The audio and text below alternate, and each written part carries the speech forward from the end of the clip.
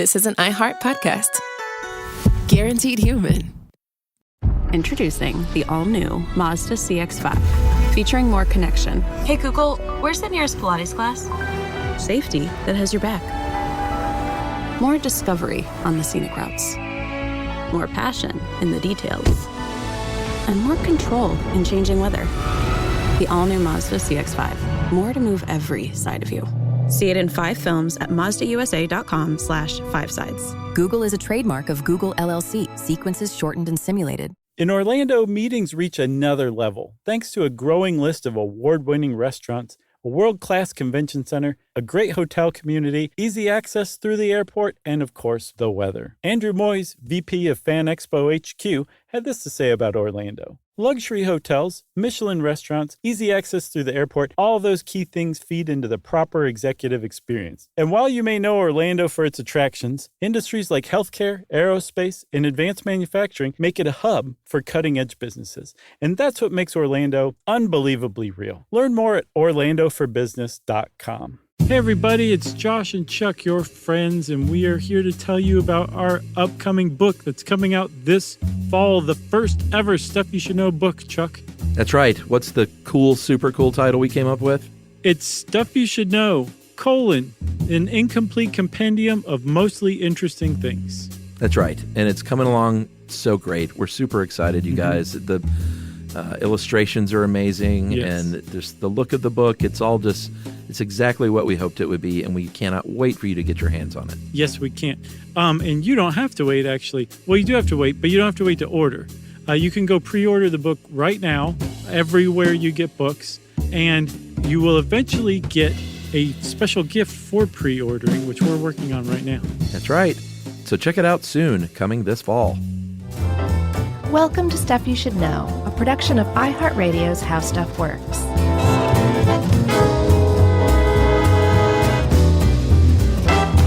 Hey, and welcome to the podcast. I'm Josh Clark, and there's Charles W. Chuck Bryant over there, and Jerry's here somewhere, and this makes it Stuff You Should Know, the Heart Healthy edition that I've been wanting to do for a very long time, Chuck. Yeah, and this was one that was put together by our buddy Dave Ruse, but back in February, and I lost it. Mm-hmm. And thankfully, you said, hey, by the way, we got that 7 countries thing just sitting there gathering dust. Yep. I said, Chuck, don't lose it. Here. I lost it. And then I found it. I was lost, but now I'm found. Right. And fat is good for your body. The end. I know. But that's such like a revolutionary statement these days, radical even, basically, to say fat is good for your body, the end. Especially our age, well, not even our age, but anyone in America in the 80s and 90s. Somebody in our cohort, you mean? Yeah. I love that word. I do too. So the reason why it's kind of radical to say that fat's good for you is because, everybody our age, Chuck, knows that fat is horrible for you. Mm-hmm. And even if you kind of know that fat's not as bad as we used to think, you probably still don't realize how much better it is for you than it actually is. There's still some part of you that demonizes it. And during like the 80s and the 90s, you couldn't get fat if you shook it out of a pig. Like, it was nowhere to be found in the United States. We had low-fat everything. Remember, we had like potato chips where they took out the fat and replaced it with a diarrhea creating agent. Yeah. Right? What were those called? The Olean. Olean, yeah, we did those. But I think they were like Lay's Olay. Weren't they called Olay chips? They should have been called Oy Veys. So we were doing all sorts of things. And one of the worst things we did too, even worse than adding Olean or replacing fat with Olean, was to take out fat and replace it with high fructose corn syrup. Boo. Because one of the things that fat does is give food flavor. And when you take fat out of food, you still want it to have flavor. And if you're a food processor, one cheap, easy way to put flavor back into it is to put high fructose corn syrup into it. And so they think that like all of this war on fat that took place in the 80s and 90s is actually at least partially, if not fully responsible for the outbreak of chronic diseases that we're seeing now, including obesity and diabetes that is just epidemic right now in the United States. Yeah, it was so ingrained in us that even after doing this podcast episode and knowing what we now know, it's still like you say things like, boy, eat that steak, you just feel it like clogging up your arteries as, that fat just gets wedged in there. You just get these mental images of fat just like breaking off of food and sticking to your blood vessels. Right. Yeah. Like this is really unhealthy, or this is super indulgent or something like that. And that just may not necessarily be the case. But yeah, we had a number done on us basically, and we're still crawling out from under it. And what's the most magnificently amazing thing is that basically all of this, the war on fat, the low fat trend, possibly the diabetes and the obesity that resulted from taking out fats and replacing it with sugar, all of this stuff came from one study that was conducted starting back in the 50s, that some people are like, this study isn't even legitimate methodologically. Yeah, so that is the 7-country study. And the creator of the 7-country study was someone named Dr. Ansel Keys, who was married and published, and we'll just let this speak for itself. They published a number of high-volume selling books about the Mediterranean diet, these cookbooks. And sometimes, like the very first one was only, 2 years after they started doing this study? So they've been accused of cherry-picking their data and promoting correlation as causation. And as a result of all this, the United States very famously came out with a food pyramid that was drilled into our heads in school and said fat is cholesterol and that is heart disease and eating fatty things will kill you.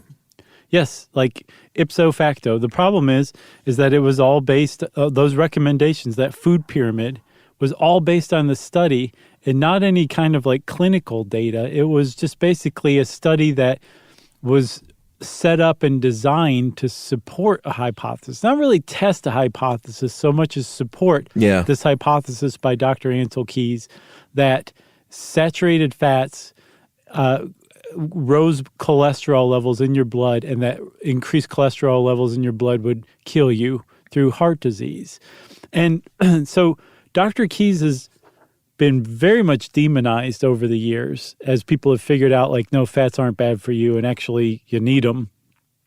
But there's also been like an effort to reform him too. And in his defense, he wasn't just some psycho narcissist doctor, from what I could tell. He invented K rations. K rations are called that after him, Keys. Oh, no way. That like kept a lot of GIs alive in World War II. He was a major part of the Minnesota starvation experiment, where volunteers, conscientious objectors in World War II, volunteered to be starved so that the scientists could figure out how to refeed people without killing them, which became very useful when we liberated the POW camps in Germany in some of the occupied areas. So he was like a good... I don't know enough about him to say he was a good person, but I don't think he was like an evil person by any stretch of the imagination. And also the reason that he started conducting the study in the first place was because there was an epidemic of middle-aged men in particular in America who were just dying left and right of heart disease, and he wanted to figure out what the problem was. He also started the K-pop phenomenon, which is so catchy and great. Okay. I don't know any K-pop. I know the kids love it, though. They do. They're nuts for it. That one B-52s band or something like that. I can't remember their name. No idea. But if they're called the B-52s, then they should be sued because that's been taken. That's right. So Dr. Ansel Keys is an American from Minnesota, a physiologist. And in the 40s, when, the Don Drapers, although that was a little later, but the Don Drapers of the world were falling over dead from smoking cigarettes all the time and eating steak for lunch and martinis for lunch, he said, you know what, I'm going to figure this out and see what's going on. And I'm going to identify some risk factors why men in this country are developing heart disease. And men around the world is what it ended up being. But it started in Minnesota, where he did a little pilot study. And while he was doing that, he got a message from a colleague in Italy who said, in southern Italy, we got no heart disease. Everybody's a healthy. And he said, really? And he also said, southern Italy is really nice. You should come visit. And so he went there in the 1950s. And southern Italy is still great, but I bet in the early 1950s, it was just idyllic. Yeah. And he went down there and he started these informal studies comparing business executives with the working class men of southern Italy, measuring serum cholesterol levels, talking about what you're eating, getting the data on heart disease and heart attacks there from the hospitals. And he started to form this hypothesis that, you know what, middle-aged dudes that have higher serum cholesterol levels are more likely to die or at least suffer from a heart attack. Yes. And that was like the beginning. That was his hypothesis, and it's a pretty sound hypothesis, especially based on some of the data that he'd seen, because he, around this time, after he was intrigued by his friend in southern Italy and his trip to southern Italy, which, by the way, he fell in love with southern Italy so much he set up shop there. Yeah. And I believe lived out his life till age 101. Wow. Yeah. Well, that proves it. It basically does, because I believe he did adhere pretty strictly to the Mediterranean diet he espoused. He was no hypocrite. But he started poking around and getting his hands on whatever data he could for things like fat intake in the diet and incidences of heart disease and heart attacks wherever he could get it in the world. And he compiled data from 22 different countries. And he said, wow, this is really kind of all over the place. I'll just select 6 of these countries that really prove my point. And he created what's known as the 6-country graph, which a lot of people confuse with the 7-country study. But it predated the 7-country study. But it was this thing that was kind of like the transition period between first forming this hypothesis and beginning the 7-country study. The 6-country graph was kind of like the connective tissue between the two. And it also told him where to look to really find the biggest disparities that might support or undermine his hypothesis. And so he got to work looking around and contacting people around the world and said, hey, I have 0 funding to offer you. I know that World War II just ended and everybody is basically trying to rebuild their economy and their nation, and Europe is kind of war-torn and shattered, and Japan has had bombs dropped on it. But do you want to start studying whether eating steak is bad for you and going to kill you? And actually, astoundingly, some countries said yes. Yeah, so the countries ended up being Italy, Spain, South Africa, Japan, Finland, the U.S., and I guess, was it Greece was the last one? Did that count? Okay. Yeah, Greece. Greece counts. Well, I mean, I know Greece counts. Greece is the word. Sure. So it was time in the mid-1950s. He had the interested countries and the interested parties. So in 1958, he developed these select populations, and you kind of teased it earlier, calling this cohorts. These populations of men they referred to as cohorts in the study. So when you hear say cohort, it's not like one guy. It's a population of guys. Right. So the 7 countries they would monitor for 25 years and ideally lead to what risk factors would lead to heart disease. And that was his goal, was I'm going to find out what these risk factors are, provide some evidence, and then say, here's what you should be eating, basically.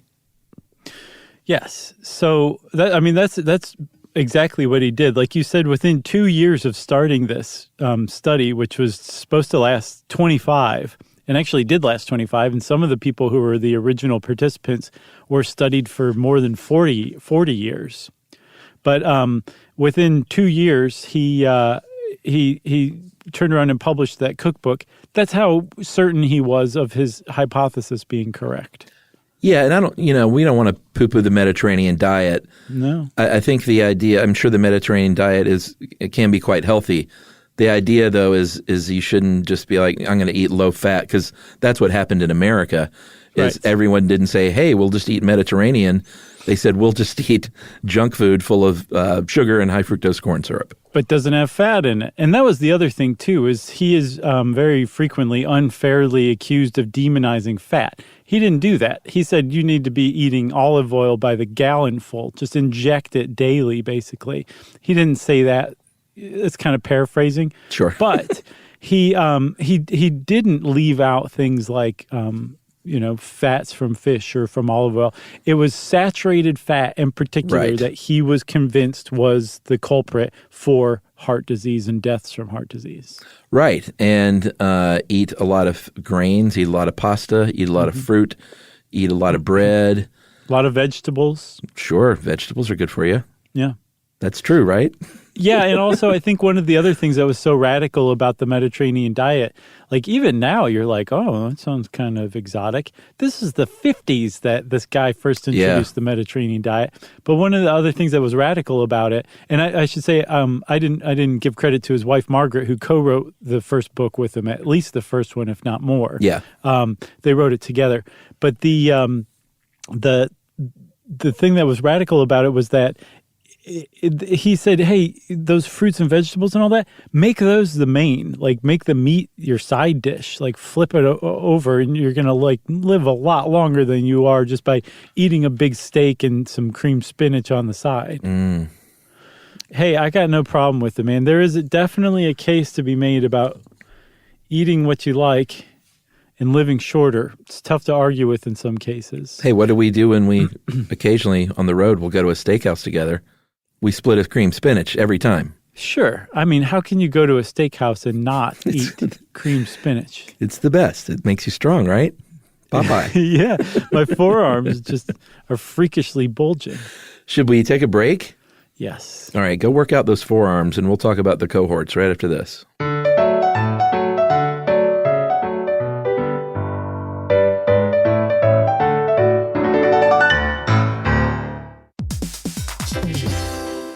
Hey, everybody, we want to talk to you about The Big Bang Theory. That's a show that became one of the most defining sitcom of its era and really built a fan base around its memorable characters and unique group dynamic. That's right, which is why we think you'll enjoy the official Big Bang Theory podcast. It's back, covering seasons 3 and 4 of the show. Host Jessica Radloff sits down with crew and cast members like Kunal Nair, who plays Raj, Mayim Bialik, who plays Amy, and Kevin Sussman, who plays Stuart. That's right. You're going to learn all about the Easter eggs you may have missed, behind-the-scenes stories, and how certain real-life relationships shaped some of the most memorable storylines. Yeah, there's cast reflections years after the series aired and expanded content around famous episodes and storylines. It is exactly what you're looking for if you're a fan of The Big Bang Theory. The season is on video, so watch the official Big Bang Theory podcast on HBO Max, or listen wherever you get your podcasts, and stream episodes of The Big Bang Theory on HBO Max.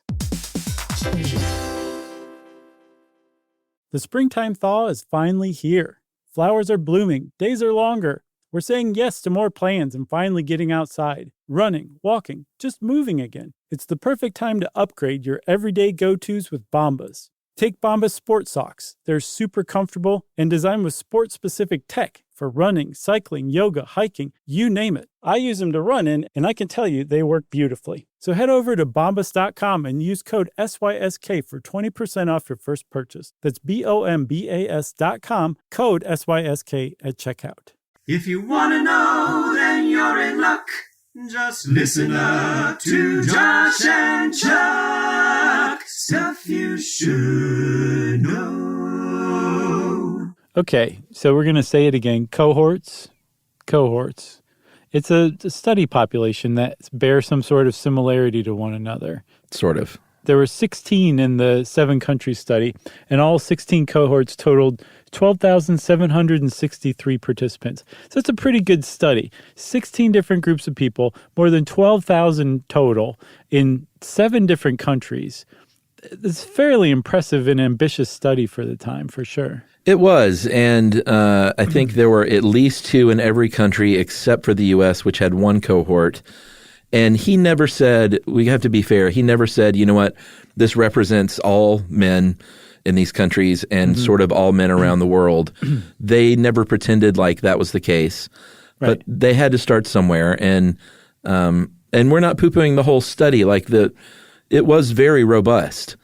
And if you carry out a study in 7 countries with all of these men over 25 years, it's, they weren't slouches or anything like that. No, but the very fact that he went around and said, oh, these people eat a Mediterranean diet, I'm going to include them. These people eat what I consider the opposite of Mediterranean diet, I'm going to include them. Yeah. Rather than saying, like, we'll just pick these countries at random and start studying them and see if their cholesterol intake is low. And then if so, if that correlates with the lower heart disease. He didn't do that. And that is definitely worth criticizing for sure. So let's, I guess, talk about some of these cohorts and who they were. Former Yugoslavia, he studied a couple of small towns, one that had the Western European diet and one that was on the Mediterranean diet largely. Finland was really interesting, I think, out of all these, because he compared 2 villages in eastern and western Finland, because East Finlanders were recording a lot more heart attacks. In fact, supposedly like the highest record on planet Earth at the time. Yes, and for good reason, too, you would think, because they would eat things like... Oh, this is so great. This makes me hungry. Yeah, it kind of does, actually. They would eat a fish soup that was just loaded with butter for breakfast. Yeah. They would eat what's called the logger's lunch, which was described by one of the researchers as... you ready? Yeah. Large hunks of meat suspended in congealed fat, enveloped in a dark bread loaf fully permeated by fat. I'm so sorry to our vegan and vegetarian listeners because you're probably turning it off right about now. Yeah. We should have spoiled or trigger warning this one. Yeah. Too late. Which, by the way, I have to say, I have been really doing my best to eat far less meat. Not for health purposes, for ethical reasons, really. Sure. But... I got to say that does sound kind of good to me as well. Like, if you put this in front of me and said, "Here's your chance to eat a Eastern Finland logger's lunch," I would take you up on it. I think. Yeah, I cut down on meat too. Yeah. Yeah, I eat some. I don't eat a lot of red meat. Don't eat a ton of pork anymore. Kind of. Yeah, especially little pork. foul. Especially pork for me. I don't always eat meat, but when I do, I try not to. So you've got your high-fat diets in Finland, and then he said, all right, I need to, like you kind of mentioned earlier, I need to choose some opposite, in my view, opposite countries of what they eat. So where do you go? You go to Japan, of course, where they eat a lot of fish, and he went to even a tiny little fishing village where they ate almost all fish, and then again in Greece, in the Greek islands, and in southern Italy also, where they were obviously eating the Mediterranean diet. Right. So he takes all these different cohorts, takes all of their different diets, and starts just kind of looking at all sorts of factors. That was one of the other reasons. You said it was a very robust study. One of the other reasons that it was robust is because they looked at all sorts of stuff. It wasn't just their diet. They looked at things like what they drank and what they smoked and how much they smoked and all this kind of stuff. It was a big, long study. And again, they followed these guys for at least 25 years. And some of the stuff that they found were basically this. And this is the 2 points that the 7-country study told the world, and they just so happened to be the 2 points that Ansel Keys fully expected the 7 countries to tell the world. And it was that if you have a high serum cholesterol, like a high concentration of cholesterol in your blood, then there's a greater chance that you're going to die from cardiovascular disease. Right. And Eastern Finland, where those loggers were eating fat breads. That's a great name for a restaurant. Fat bread? Sure. Oh, yeah. Wow. If restaurants are still around in a few months, then we should open one called Fat Breads. So those fat bread eating loggers, they had average serum cholesterol levels of more than 260, and there were more than 4 heart attack deaths per every 100 middle-aged men 5 years after the study started. Right. Okay, so Chuck, I looked it up. They had an average of 260. The window of normal or acceptable or you don't have like viscous blood, is Gross. 125 to 200. These guys were averaging 260. That's a lot. It is a lot. So the opposite of that was the former Yugoslavian place, Dalmatia, where they had the Mediterranean diet, and there men had an average serum cholesterol level of 185 and had 1 death per 100 men over that same period. And Dalmatia is where the Dalmatian dog, they think, is from. I kind of assume that, but you never know. It was worth saying anyway. Then. Sure. This is a show about facts and trivia. That's right. Have you ever been to Croatia? No.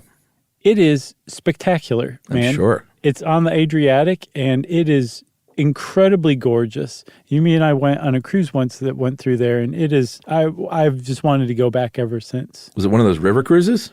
No, it was it was on the Adriatic. It was a cruise all the way around Italy from one side to the down past the boot and then up the other. It was really that was neat. quite lovely. Yeah, we're not like cruise people or anything like that, but we went with Chandon, the champagne maker, had a cruise that we're like, well, okay, this is the one we're going to take. And it turned out to be really great because we're not like Italy fans. Oh, you have nothing against Italy, but we were never like, we got to go to Italy. Right. We're never cruise fans. And then after we got off of those, we're like, I want to go on another cruise and I want to go back to Italy. And would it kill you to give me some more Chandon? Did you just drink tons of champagne? Yes. That's wonderful. So the other thing that it said was, the other conclusion was diets higher in saturated fats will correlate to more heart attacks.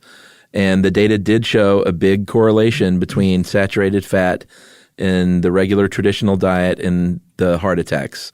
And I think Crete, where saturated fats equal between 8 and 9% of daily calories, the average number of heart attack deaths per 100 was basically 0 over that 5 years. And in the U.S., where we only had the one cohort, I don't even think we said they were railroad workers, right? Yeah, in Minnesota. Minnesota railroad workers. They had 17% saturated fats in their diet, and they had more than 3 deaths per 100 during that 5-year period. Right. So all of this stuff just totally backs up what Ansel Keys was saying, right? And later studies that basically took the 7-country study cohorts and drilled down into them a little more. There were 2 particular ones, the Zutphen study from the Netherlands and the HALE project. Both of them looked at just continued following people beyond the 25 years. So like the HALE study was dedicated to looking at healthy aging, that kind of thing. And they turned up some other stuff that you now basically take as gospel as well. Like if you follow a Mediterranean diet, your risk of heart attack drops precipitously. I think 39% lower risk. If you eat fish, it lowers your risk of dying from a heart attack. Like even just eating fish once or twice a week can drop your risk of a fatal heart attack by 50%. Like these were things that came along, not from the 7-country study, but from that thing being continued on by supplementary studies. Yeah, and 2 of the big ones that people like myself and my wife like to spout is that you drink the 2 glasses of wine a day, you're actually healthier than not drinking at all. And if you eat that 1 square of dark chocolate a day, you're actually healthier as well. If you eat more than that and drink more than that, then it goes the opposite way. Yeah. But that 2 glasses of wine and 1 square of chocolate is, people really like to tout that one who like to drink wine and eat chocolate. It's what they call a sweet spot. Yeah. So like seriously, think about it though. If you drink less than 2 glasses of wine a day, you're likelier to die of heart disease than if you drink 2. That's what they're saying in the study, at least. Right. And I mean, like, I haven't seen anything that says, nope, that's not true, that's BS. But everybody makes that case that you said too, or that makes that point that, like, once you go beyond 2, not only does it have the opposite effect, it gets really bad really, really fast. Yeah. And what you can't do also is be like, well, I haven't had any drinks for 3 nights, so I'll have 5 glasses of wine tonight. And that averages out to super healthy. Yeah. Yeah, they say binge drinking is way worse for you, but then they also say that binge drinking is way better for you. We have no handle on what drinking does to you.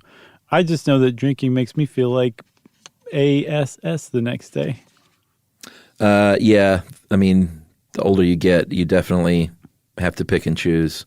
Dude, like 2 beers can, I don't want to say wreck me the next day, but I am not loving life the next day necessarily. 2 beers, dude.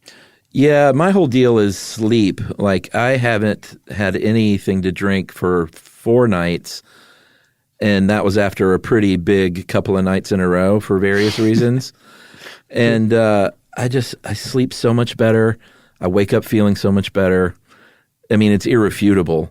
Mm-hmm. You know, what I do try to do now, though, in my old age is really drink a ton of water while I'm drinking.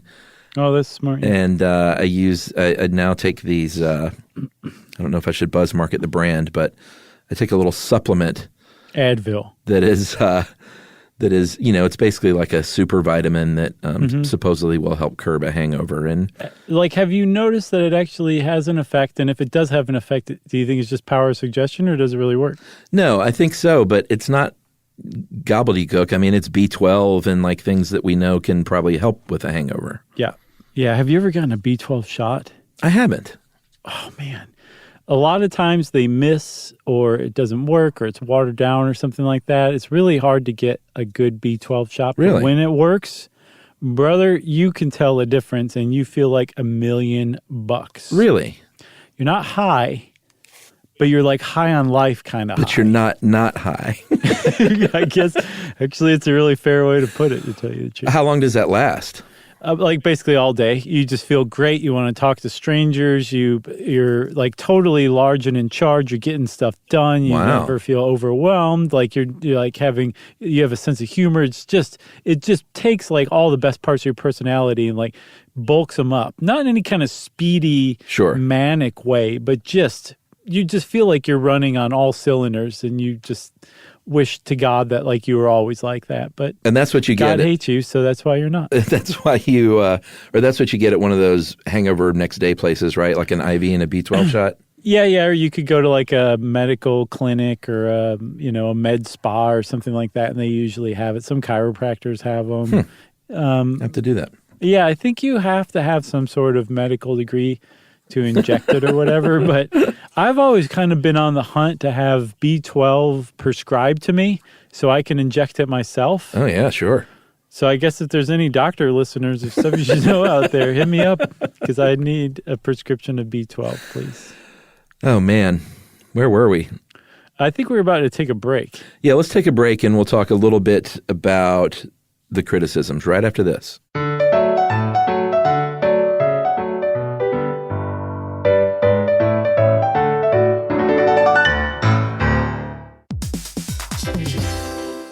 Hey, everybody, we want to talk to you about The Big Bang Theory. That's a show that became one of the most defining sitcom of its era and really built a fan base around its memorable characters and unique group dynamic. That's right, which is why we think you'll enjoy the official Big Bang Theory podcast. It's back, covering seasons 3 and 4 of the show. Host Jessica Radloff sits down with crew and cast members like Kunal Nair, who plays Raj, Mayim Bialik, who plays Amy, and Kevin Sussman, who plays Stuart. That's right. You're going to learn all about the Easter eggs you may have missed, behind-the-scenes stories, and how certain real-life relationships shaped some of the most memorable storylines. Yeah, there's cast reflections years after the series aired and expanded content around famous episodes and storylines. It is exactly what you're looking for if you're a fan of The Big Bang Theory. The season is on video, so watch the official Big Bang Theory podcast on HBO Max, or listen wherever you get your podcasts, and stream episodes of The Big Bang Theory on HBO Max.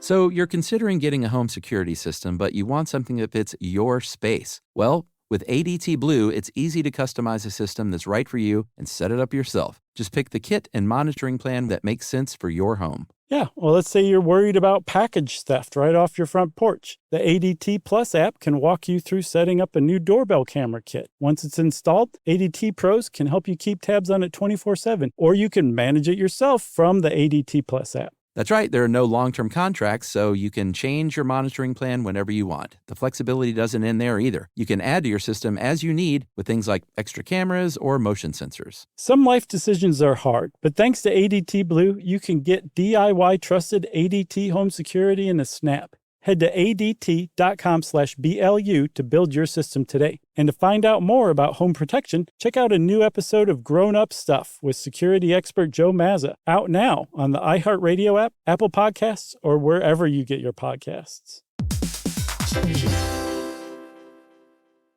If you want to know, then you're in luck. Just listen up to Josh and Chuck. Stuff you should know. Okay, so I think we've kind of made it clear that there are some people out there, communists, pinkos, who hate the 7 countries study, can't stand it. And they have a lot of very valid points. Yeah, I think one of the biggest criticisms is that it was a very correlative relationship. Right. And not a causal relationship. Yes. I mean, that's kind of the biggest one. That and the fact that it's a study, it's called an ecological study, which is, it's a study that at the time it was, who was this? Dr. Henry Blackburn. He was one of the original officers, said it was state of the art for the time. Mm-hmm. But he's like an ecologic study and correlation is pretty weak if you're talking about trying to find a causal, a causal inference. Yeah, because the thing is you're taking all of these people from all around the world and you're examining them to see, you're trying to find out what's the underlying cause of their common affliction, right. Heart attacks, or what accounts for the absence of that affliction, again, heart attacks. But the problem is there are so many differences between somebody who is on a Mediterranean diet and lives in Crete and somebody who eats the logger's lunch in Finland, besides just what they eat. There's so many other factors, so many different things involved that even if you can find a correlation like Ansel Keys did between saturated fats and heart attacks, it doesn't mean that there's actually not something else at play. And that's the biggest criticism of the study that most people widely level against it. Yeah, and it's also an epidemiological study which follows a population to something, not so good for you over a length of time. But if you want to do that right, you can't, like you said, they have to be the same age, the same sex. They have to do the same job. They have to be the same ethnicity. They have to be in the same place. And the only difference can be what they're eating, basically. Right. And I get what he was doing. He was trying to, compare this type of diet to that type of diet in different places around the world. But it was just, that's flawed. That's a flawed That's an adventure. That's not a study. Right, exactly. That's a travel eating show, basically. It sort of is. But it was almost like he was trying to cram a dozen studies into one rather than break it out and appropriately into each different study. Like, I'm going to study these people and use this as the control. His study lacked a control group or a control variable. Yeah. Right? And that's another big thing that's leveled against it as a big flaw and makes you wonder, okay, is that correlation between saturated fat and heart disease even real? Yeah, I mean, even when they tried to kind of drill down to an apples to apples, like in Finland, that was one place where they had, all right, at least we're all in the same country. Mm-hmm. So that's a good place to start. Let's see here. The 2 Finnish cohorts, I still love saying that, they consumed relatively similar levels of saturated fat. So in the West, they had 19%. In the East, they had 22%. Not a huge difference. That's so much, though. What, 3%? Yeah, the railroad workers in 1950s Minnesota were eating 13% of their diet was saturated fat. Oh, so much fat, yeah. 22% was in that Finnish cohort. Yeah, close to a quarter of your diet was saturated fat. It's crazy. But the average number of heart attack deaths in the East was twice as high.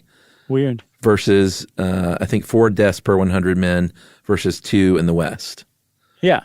So that means there's something else going on. Yeah, exactly, because their fat intake was similar, but that shouldn't. There's what would account for a double the increase. So who knows? And they just, the answer is they don't know. We don't know. We don't know what would account for that.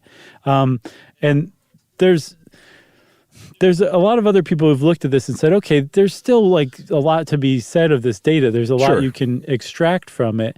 And some people have come along the way and said, hey, you know, like you can run this stuff through statistical analysis. Apparently they did and they did when they originally looked at the data back in the 50s or 60s or 70s.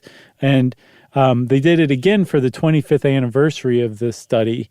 And one of the things that turned up was that sugar actually seemed to correlate more strongly. Sugar intake in the diet seemed to correlate more strongly with heart disease than even saturated fats did. It was almost roughly the same. But the thing is that sugar bump, when you factored in saturated fats, the sugar bump disappeared. And so they said, oh, well, it's just an anomaly. It's really the saturated fats. From what I could tell, if you had a saturated fat bump and you factored in sugar, that would disappear as well. So some people have come to think like, if it's not sugar, maybe it's a combination of sugar and saturated fats that's actually the real problem. Not saturated fats on its own, but that it's not even necessarily sugar on its own, but this combination of the two. Yeah. And that's led a lot of people, including one big critic of the 7-country study, to say, it's processed food. That's what kills people is processed food. This combination of bad fats and sugar that is really proving to be deadly. Yeah, and I think that's just so clear now that real food is far and away better for you than processed food. Right. Like you just can't refute that. No, you can't. I mean, even if you just base it, and you know, we always make fun of anecdotal data, but if you just base it on how your body feels. Yeah. After you eat certain kinds of food and then after you eat processed food. The problem is we don't know how to feed 7 billion people on this planet without processing food, you know? Where's Norman Borlaug? I don't know. He's dead in the cold ground. Oh, God. Doesn't care about anything now. So has it been refuted? Not necessarily. It hasn't been completely refuted to where they say, just throw this thing in the trash. But I think hopefully we've gotten this point across, is the damage that it did in the United States was we went all in on it. Right. And they said fat is the killer. And if you just avoid fat and eat these processed low-fat foods, you're going to be just fine. Yes. So like that, and you can't really lay that at Ansel Keys' feet. That was the Department of Health and Human Services. Oh, for sure. Yeah. They just took these findings and ran with them. They were like, well, we don't have any clinical data yet. And they're like, I can't hear you. I'm already at the printers getting these posters of the food pyramid guide printed up. And that was definitely a huge problem that created this larger problem, because it led to this demonization of all fats. That food pyramid that showed the little bit at the top was like fats and sweets and stuff like that. Like, it didn't say, just this kind of fat or keep away from that kind of fat. It was fats. You Americans are too fat and dumb to understand that there's different kinds of fats. So just stay away from fats altogether.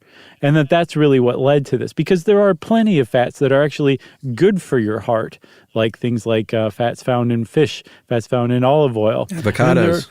And then even potentially, avocados are about as good as it gets.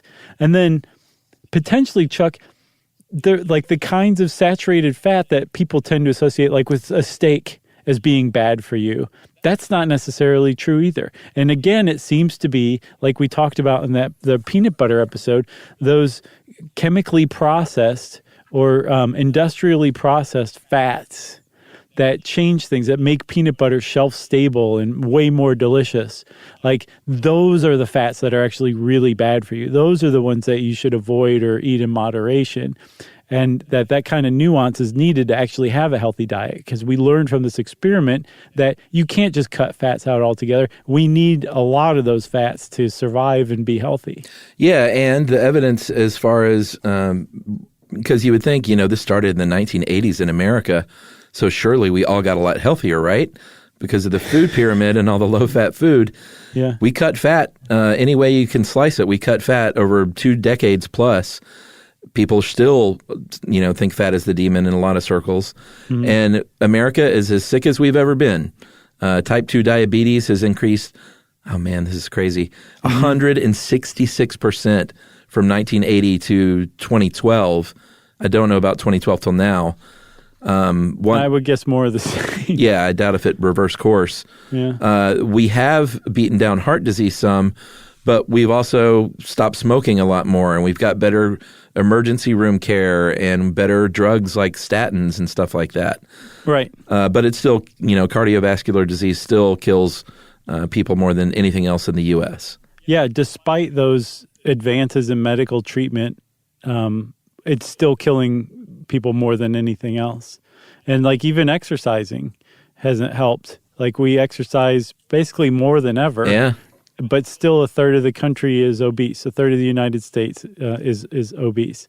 And all of this, like think about this, all of those things that happened while we cut fat essentially out of our diet. So that just goes to show you like that didn't work. That's not going to help, that we have to rethink this whole thing for sure.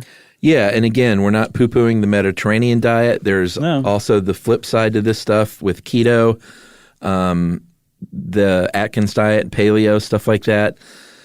I think we've tried to, we're not going to tell anyone how to eat, and we're not dietitians, but we've tried to preach over the past couple of years, eat real foods, eat balanced diets. Try moderation as best you can. Moderation and reasonable calorie restriction. And exercise. Yeah, and I mean portion control too it sucks when you first do it. It sucks to get used to, but once you get used to it, it's easy to maintain.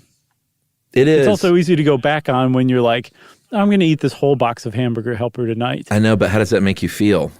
It makes you feel like garbage. Yeah, ultimately, yeah. Emotionally, and even if it's hitting a reward center. And trust me, there are so many reasons that people don't eat the right things and eat too much of the wrong things. Sure, emotional reasons and psychological reasons. And all of that stuff is valid. But even if it's hitting that reward center, it will probably also make you feel awful emotionally and physically. It's true. And also just to say, like, we're definitely on our high horses right now, but we're no better than anybody else. Like I'm still 60 pounds overweight. Too. I mean, we had me and I split a whole roll of Pillsbury cinnamon rolls last night. Oh, yes. Yeah, I know. Tough to turn those down. I can't even get that stuff. But it's just well, no, Chuck, and you're right. Having it in your house is problem one. Mm-hmm.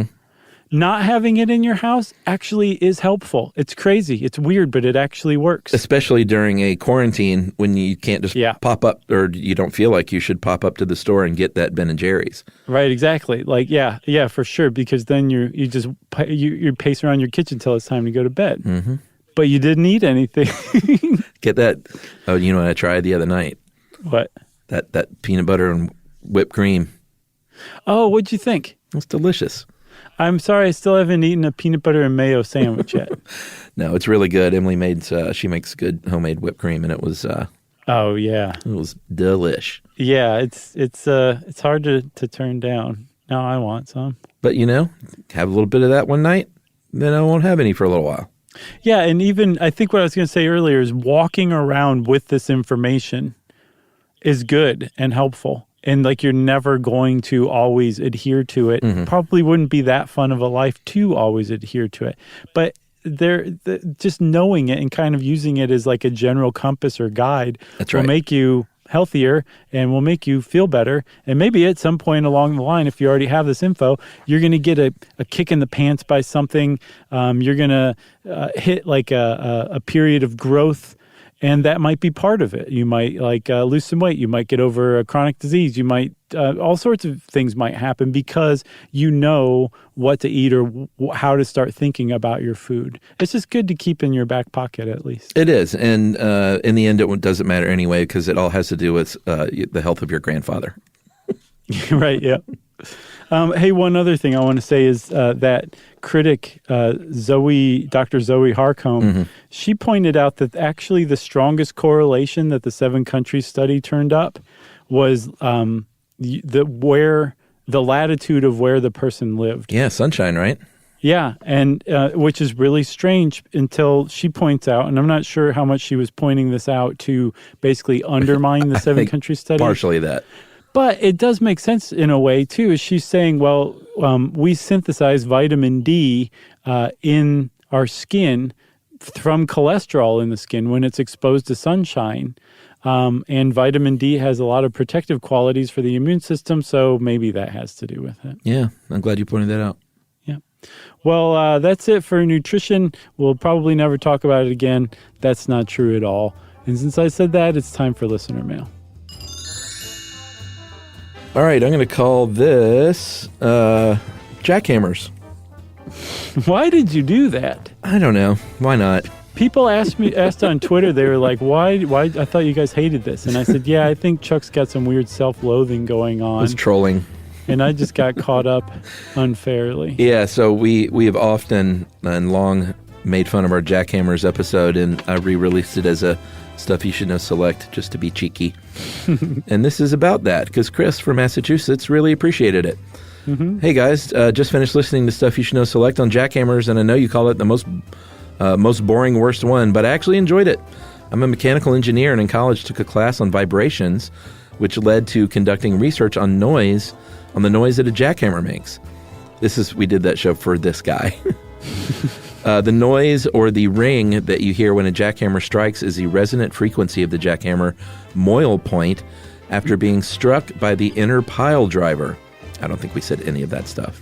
No. I was working with my professor on developing an inner damper to reduce that noise produced for this. Oh man, God bless you, right? buddy. For the same reasons that you named in your podcast. Some of the concepts he developed were quite amazing. You could take one of the moils he designed and drop it on a concrete floor, and instead of a loud ringing you expect to hear, it would land with a soft thud. Weird. Unfortunately, the concepts never quite panned out. Because we call them moils. Right, exactly. But your podcast reminded me of the many nights spent in the lab collecting piles of data and the painful ringing that you mentioned in the show. Thanks for the countless amazing episodes. My girlfriend and I have gotten many hours of entertainment from your show and truly appreciate all the great content and laughs. Chris from Massachusetts. Chris, thank you for getting in touch, and thank you for your attempted contribution to the world. Had it paid off, that really would have been something, but thank you for even trying. And if you want to be like Chris and let us know that you're an unsung hero, we want to hear about that. And if you know an unsung hero, let us know about that person too. You can send it in an email to stuffpodcast@iheartradio.com. Stuff You Should Know is a production of iHeartRadio's How Stuff Works. For more podcasts from iHeartRadio, visit the iHeartRadio app, Apple Podcasts, or wherever you listen to your favorite shows.